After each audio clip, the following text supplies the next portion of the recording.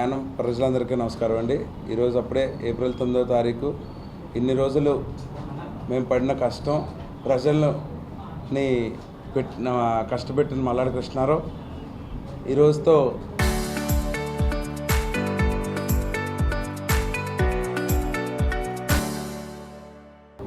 అన్నీ కూడా vote bank రూపంలో బ్యాలెట్ బాక్స్లో దాగున్నాయి.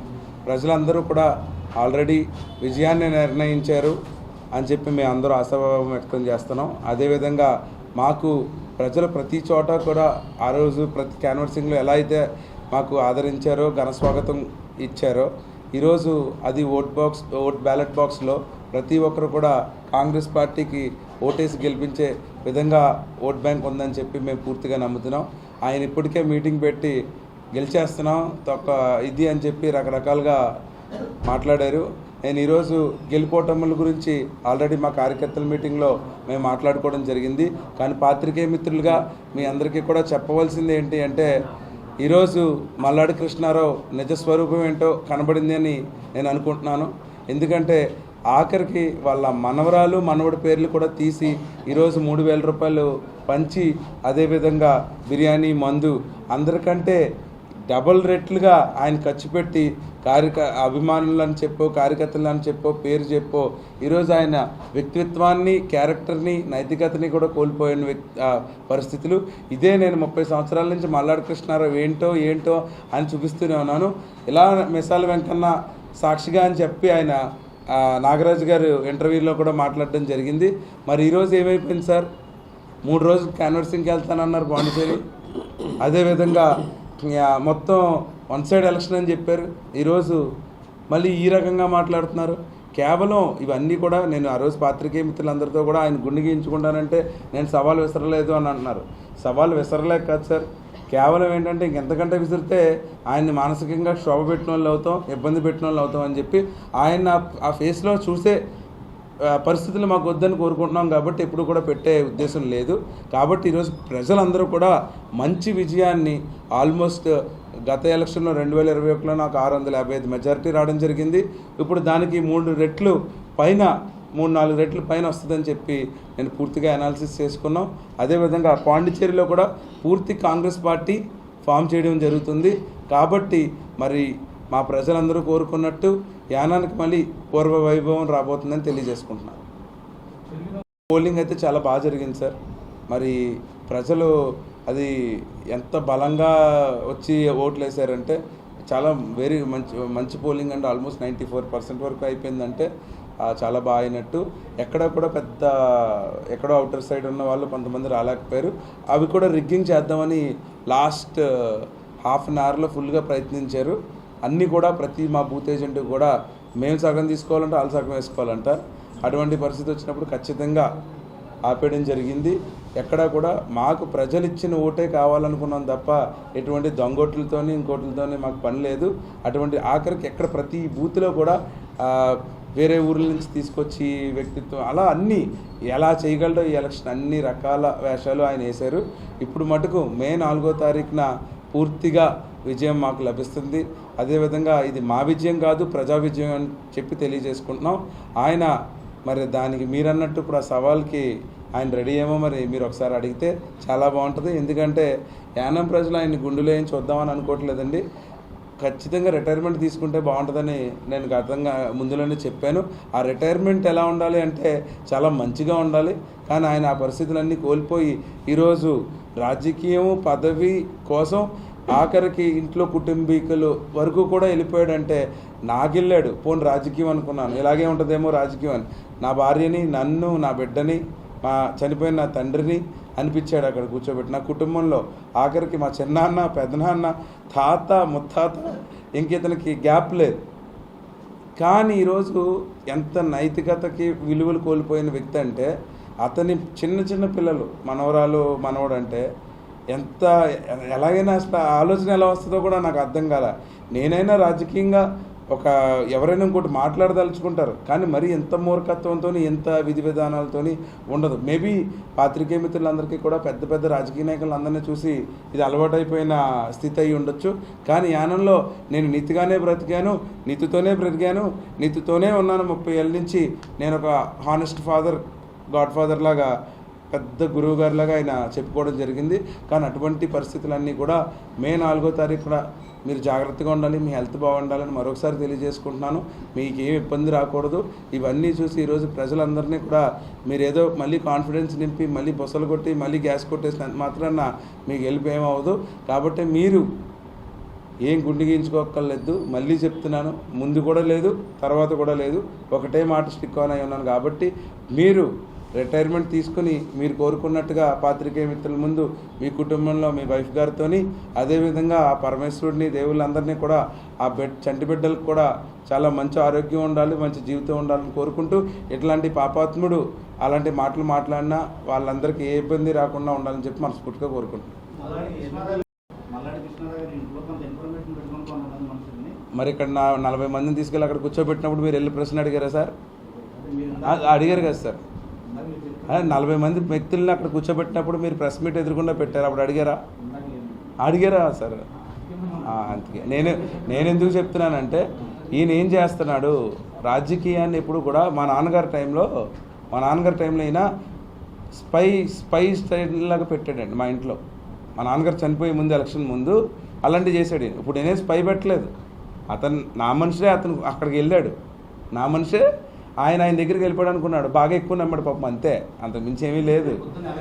మీకు అర్థమైందా? ఎప్పుడూ లేదు సార్. ఇప్పుడు మీకు గుండె గీయించుకోవటం వద్దంటున్నానంటే అది కక్ష ఎక్కడ వచ్చిందండి బాబు? మళ్ళీ అటువంటి ఏమి ఉండవు సార్. మీరు ప్రశ్న ఎలా మాట్లాడాలంటే, కృష్ణారావు గారికి సవాల్ ఇస్తున్నట్టు నేను సవాల్ ఇస్తున్నట్టు కాకుండా, ఎలక్షన్ అయిపోయింది సార్, ఇప్పుడు ప్రతి సవాల్స్ ఏమొద్దు, చాలా నీట్గానే చెప్పాను. నేనేమి వాస్తవాలు మాట్లాడాను, ఎవరిని ఏమీ బాధ పెట్టేలా కాదు.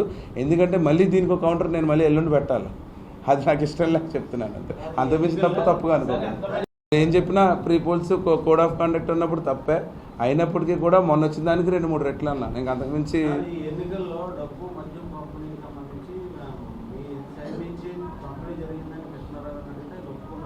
ఆయన సైడ్ నుంచి జరిగింది అనేది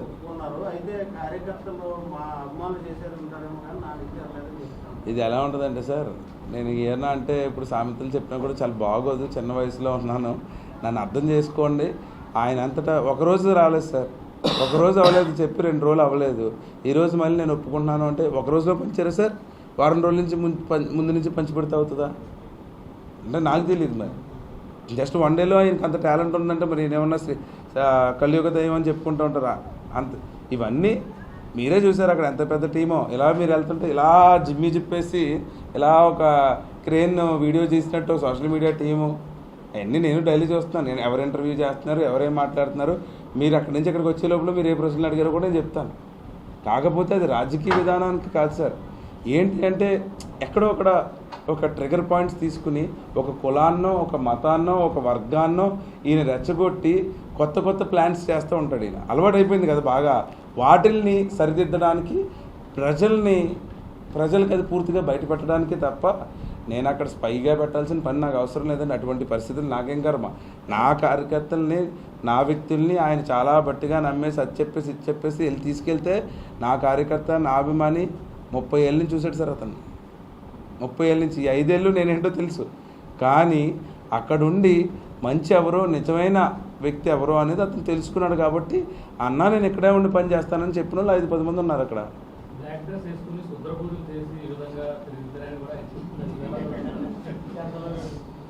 ఇంకా నేను ఏం మాట్లాడినా తప్పవుతుంది సార్. ఈరోజు బ్లాక్ షర్ట్, ఇవాళ ఏం కొత్త కాదు సార్. గత ఎలక్షన్లో కూడా సింపుల్ పాయింట్ చెప్తాను. రాజకీయ నాయకులందరూ వైటే వేసుకోవాలా, దానికి ఏమన్నా ట్రేడ్ మార్క్ ఉందా అనే ఒక పాయింట్ ఆఫ్ లెవెల్లో నేను రాజకీయంగా మొదలుపెట్టినప్పుడు బ్లాక్ వేసుకున్నాను సార్. నాకు బ్లాక్ ఇష్టం అంతే తప్ప దాంట్లో పెద్ద భూతత్వము, శుద్ర పూజలు ఏమీ లేవు.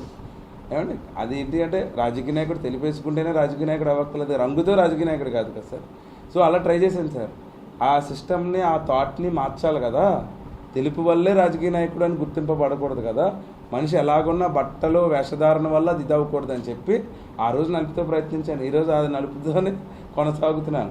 దానికి ఆయన శుద్ర పూజలు చేయడానికి నాకైనా మామూలు పూజ చేసుకోవడానికి టైం లేదు సార్. నాకు మా పిల్లోడితో ఆడుకోవడానికి ఇది మళ్ళీ శుద్ర పూజలు చేయడానికి మళ్ళీ సరే అన్నీ ఎలా ఉంటుందంటే రాజకీయంగా చాలా ఎన్ని వింతగా ఉంటాయి. అటువంటి ఓట్ బ్యాంక్ సార్ ఈసారి హైయెస్ట్ పాలరైజేషన్ చూస్తారు. ఎందుకు అంటే గత 30 సంవత్సరాల నుంచి వాళ్ళని అనగదొక్కేసి వాళ్ళని ఏమీ చేయకుండా ఏమీ చెందకుండా ఒక 5 లీడర్స్ని ఎదురుకుండా పెట్టుకుని వాళ్ళతో మేకప్ చేసి 30 సంవత్సరాలు లాగేసాడు ఈయన. అలాగే మత్స్యకారుల్ని నా వర్గం నా కులం అనుకుంటూ ఇంకొక నాయకుడిని తయారు చేయకుండా అక్కడ అడ్డు పెట్టుకుని దానికి గంటేశాడు. అలాగే దళితుల్ని మీలో ఒకరిని నాయకుడిని చేస్తున్నాను, అతనే నాయకుడు అని చెప్పి తీసుకొచ్చి భైరవస్వామి గారు లాంటి వ్యక్తిని మొత్తం ముంచేశాడు. ఇతనికి ఇవన్నీ ఇంతకంటే నేను ఎగ్జాంపుల్స్ అయితే ఇంకా మతాల గురించి కూడా చెప్పమంటే నేను చెప్తాను. మరి ఇవన్నీ ఏంటంటే ఈరోజు ముందు కూడా మాట్లాడచ్చు ఇవన్నీ, కానీ ఎలక్షన్ టైంలో మాట్లాడినది మాత్రం ఆరోపించినట్టు ఉంటాయి. కానీ ఇవన్నీ ఇప్పుడు నిజాన్ని కూడా ఎప్పుడు చెప్పాలో ఎప్పుడు డెలివరీ చేయాలనేది కూడా నాకు తెలుసు. అందుకని అప్పుడు మాట్లాడితే సవాల్కి ప్రతి సవాల్ అని చెప్పి 2 ఇలాగ కింద ఒకటి రీల్స్ వస్తున్నాయి సార్వి ఇలా పెద్దలు, పైన కింద పైన, లేకపోతే ఒక స్లైడ్ ఇలాగ ఒక స్లైడ్ వెట్సెస్ మల్లాడి వెట్సెస్ గొల్లపల్లి, అలా కాకుండా వాస్తవాలకు దగ్గరగా ఉండాలని చెప్పి ఈరోజు చెప్తున్నాను. అంతకు మించి ఇప్పుడేమి ఇదేమైపోయి కాదు. నేనేంటి అంటే దయచేసి నమ్మమనేది ఏంటి అంటే ఈరోజు వరకు రాజకీయాల్లో ఒక అబద్ధము ఒక సోది చెప్పకుండా గెంటుకుని రాగలుగుతున్నాను. నిజాన్ని ఎప్పుడైనా కూడా మీరు ఏమైనా ప్రశ్నిద్దామన్నా ముఖం మీద అడిగండి సార్, నేను చెప్పగలిగిన ధైర్యం నాకు ఉంది, ఖచ్చితంగా విశ్వాసం ఉంది, నేను పనిచేస్తున్నాను, ప్రజల కోసమే బ్రతుకుతున్నాను. సార్ గెలిచేశాను అంటే మొన్న 5 ఏళ్ళలో కూడా ఆయన క్యాబినెట్ మంత్రే కదా, మళ్ళీ ఇప్పుడు కొత్తగా చేయడం ఎందుకు? ఇప్పుడు గెలిస్తేనే చేస్తాను అన్నం ఎందుకు? ఇప్పుడు నేనేమో అడ్డుపెట్టానని ఎప్పుడైనా చెప్పారు ఆయన పాత్రికేయ మిత్రులందరినీ. అశోక్ నా పని ఆపేస్తున్నాడు, మంత్రిగా ఉండి నేను చేస్తున్నాను, కానీ అశోక్ ఆపేస్తున్నాడు అని ఎప్పుడైనా చెప్పాడా? కానీ అశోక్ చెప్పాడు. అక్కడే మీకు అర్థమైపోతుంది కదా సార్, ఇదేమో పెద్ద టంగ్ ట్విస్టర్స్ ఏం కాదు సార్. తిరిగి సరిగ్గా ఆలోచిస్తే సమాధానం దొరుకుతుంది. ప్రతి ఒక్కరికి కూడా కోరుకునేది ఒకటేంటి అంటే ఇప్పటికైనా నిజాలు ఆ పక్కనున్న వ్యక్తులందరూ కూడా పాత్రికేయ మిత్రులందరినీ కూడా కోరుకునేది ఏంటి అంటే సార్, నాయకుడిగా ఇప్పుడు పార్టీ ప్రెసిడెంట్గా దినేష్ గారు ప్రెసిడెంటు, నేను అభ్యర్థిని, లేకపోతే ముందు ఒక ఎమ్మెల్యే, పాత్రికేయ మిత్రులందరికీ కూడా కోరుకునేది ఏంటంటే చేతులెత్తి ఎవరు పడితే వాళ్ళు 30-40 మందిని కూర్చొని ప్రెస్ మీట్ పెట్టడం అనేది బాలేదు సార్ అసలు. ఎందుకు అంటే వాళ్ళకి అర్హత కూడా లేదు, విలువ కూడా లేని వ్యక్తుల్ని ప్రెస్ మీట్ పెట్టి మీరు కొత్తగా మళ్ళీ కొత్త తరహా నాయకుల్ని తయారు చేసి యానాన్ని మళ్ళీ ఇబ్బంది పెట్టద్దు. ఎందుకంటే మీకు కూడా తెలియదు, మొన్న నేను ఒక ఫోటో చూసాను, చాలా బాధ కలిగింది సార్. మీ విషయంలో ఒకడే గుర్తు చేసుకుని మీరు అందరూ నుంచుని ఉన్నారు. నాకు అది అర్థం కాలేని విధానం. నేను ఈరోజు వచ్చే వరకు కూడా యానంలో ఒకటే చూసాను సార్, 4 పేపర్లు 2 పేపర్లు 2-3 టీవీ ఛానల్లో తప్ప లోపలికి ఎవరు వచ్చింది లేదు. ముందు కూడా చెప్తాను ఇది ఎలక్షన్ టైంలో, కాకపోతే అవసరం లేదని. ఇప్పుడు ఎందుకు చెప్తున్నానంటే మీలాంటి ప్రేక్షక దేవుళ్ళకి మీరు చూపించేదే వాస్తవాలు నిజాలు, అది నేను చాలా గట్టిగా నమ్ముతాను. ఎవరిని నొప్పించబడాలి ఇబ్బంది పడాలి అని కాదు. ఇందాక ఆయన ప్రశ్న అడిగింది కూడా నేను సూటిగా సమాధానం చెప్పడానికి కాదు, కేవలం కోరుకునేది ఏంటి అంటే ప్రజలకు అర్థం అవ్వాలి నిజం అబద్ధం అనే తేడా. అట్లీస్ట్ ఎంత స్టోరీలో కూడా కామా కంటే అట్లీస్ట్ ఒక ఫుల్ స్టాప్ పెట్టాలి అనే దానికి నేను క్లారిటీ ఇస్తున్నాను, అంతే తప్ప వేరే ఏం కాదు. మీరు ఇటువంటి ఏదైనా ఉన్నా కూడా ఎప్పుడైనా నన్ను వచ్చి అడగచ్చు, నేను ప్రశ్నిస్తే నేను అడుగుతాను. చెప్పండి సార్. అవును సార్,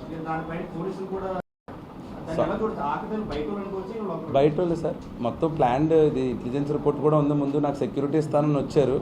నేనేమన్నానంటే నేను ఆయన వీడియో కూడా చూశాను, సార్ ఇంటర్వ్యూ చేస్తుంటే సెక్యూరిటీ రౌడ్ ఏదో హర్ష్ కుమార్ వచ్చారు, గొడవలు అయిపోతున్నాయి బయట నుంచి, అక్కడ జనసేన వాళ్ళు ఒకరు ఉన్నారు, టీడీపీ వాళ్ళు ఉన్నారు, అశోక్ బాగా దగ్గర, వాళ్ళు ఇచ్చేస్తారు నన్ను చేసేస్తారని ఏదో వీడియో చూశాను నేను. కానీ మీకు విషయం దానికి ఎప్పుడు స్పందించవచ్చు ముందే, కానీ నేను స్పందించలేకపోవడానికి కారణం ఏంటి అంటే కేవలం సార్ ఒకటి గుర్తుపెట్టుకోండి, అతన్ని ఏమి చేస్తే నాకేమొస్తుంది సార్? నాకే 2 సార్లు నా మీద అటాక్ చేయించాడు అతను. అయినా కూడా నేను సీఎం గారికి చెప్పి, ఆ రోజు సీఎం గారు నాకు అఫీషియల్గా 2-3 సంవత్సరాల తర్వాత నాకు గన్మ్యాన్ అలాట్ చేశారు. ఏంటి అఫీషియల్ రిపోర్ట్ వచ్చిన తర్వాత. అప్పటి వరకు 100 కూడా నాకు ఏమి ఇవ్వలే. అయినప్పటికీ కూడా నేను ఎప్పుడు ఎక్కడ కూడా మాట్లాడలేదు. ఇప్పుడు కూడా కేవలం ఆ ఆకతాయిల విషయం గురించి వస్తే ఎలక్షన్ పాడైపోయింది, ఎలక్షన్ ఇబ్బంది పడ్డామని ఆయనకు తెలుసు. కేవలం గొడవలు పెట్టి ఎలా అంటే నేను దినేష్ గారు వెళ్తుంటే దినేష్ గారు ఏంటో తెలియక ఏంటి అలా అంటున్నాం అని ఈయన కొంచెం వయసులోనే ఉన్నాం కదా అని ఏంటి అలా మాట్లాడుతున్నారు, ఆ అమ్మల్ని అక్కల్ని చెల్లెల్ని తిట్టడం ఏంటి తప్పు కదా అలా మాట్లాడడం అని అంటే ఈయన సడన్గా మనం ఏంటి అలా అంటున్నారని అడిగే లోపల నేను సారీ అండి అని 10 సార్లు చెప్పాను. అలా 10 చోట్ల చెప్పాను. అయినా కూడా ఇంకొకటి కావాల్సింది ఏంటి వాళ్ళకి గొడవ. ఇది ఈ సరళ ఏంటంటే సార్ ఆయనకి ఎలక్షన్ 30 సంవత్సరాలు అలవాటు ఉంది కాబట్టి ఎక్కడ ఏం గెలితే ఎక్కడ లైట్ వెలుగుద్దో, ఎక్కడ నొక్కితే ఎక్కడ ఏ బటన్కి ఎక్కడ స్విచ్ ఉందో బాగా తెలుసు. కాకపోతే ఇప్పుడు ప్రజలందరికీ కూడా ఇంక ఇవి చాలు సార్. మీలాంటి పాత్రికేయ మిత్రులు అందరూ మాకు ప్రజలకు దగ్గరగా ఉన్నారు. స్టేట్లో ఖచ్చితంగా కాంగ్రెస్ పార్టీ ఫామ్ చేస్తుంది సార్. 19 పైనే ఇప్పటికి 11 సీట్లు కాంగ్రెస్ ఇండివిజువల్గా ఫామ్ చేస్తుంది. అది కాక డిఎంకే అలయన్స్లో ఉంది కాబట్టి 19 నుంచి 20 పైనే మీకు ఖచ్చితంగా గవర్నమెంట్ ఫామ్ చేస్తుంది. మంచి స్థాయిలో ఉంటాం. ఖచ్చితంగా మీరు అందరూ కూడా ఈ రోజు వరకు సహకరించిన పాత్రికేయ మిత్రులందరికీ కూడా నిజాన్ని అవనివ్వండి, వాళ్ళు చెప్పిన దానికి ఖచ్చితంగా మీరు కౌంటర్ బయటికి చూపించకపోతే వాస్తవాలు అర్థం కావు. ఈరోజు రేపు బాక్సులు ఓపెన్ చేసిన తర్వాత ఏది ఎంత డ్యామేజ్ చేసింది, ఏది ఎంత ప్రలోభ పెట్టింది, ఏ న్యూస్ వాస్తవానికి ప్రజలు నిర్ణయించారు అనేది ఖచ్చితంగా బ్యాలెట్ బాక్స్ ఓపెన్ చేసిన తర్వాత తెలుస్తుంది. ఈరోజు చెప్పడానికి రీజన్ ఏంటి అంటే ఇప్పటికీ కూడా చెప్పకపోతే ఇది కాలగర్భంలో కొట్టుకుపోతాయి అనే ఒక కారణంతో చెప్తున్నాను తప్ప అతన్ని నొప్పించాలని కాదు, ఇంకోటి కాదు. మీరు రిటైర్మెంట్ తీసుకొని మల్లారి కృష్ణారావు గారు యానం ప్రశాంతంగా ఉంటుంది.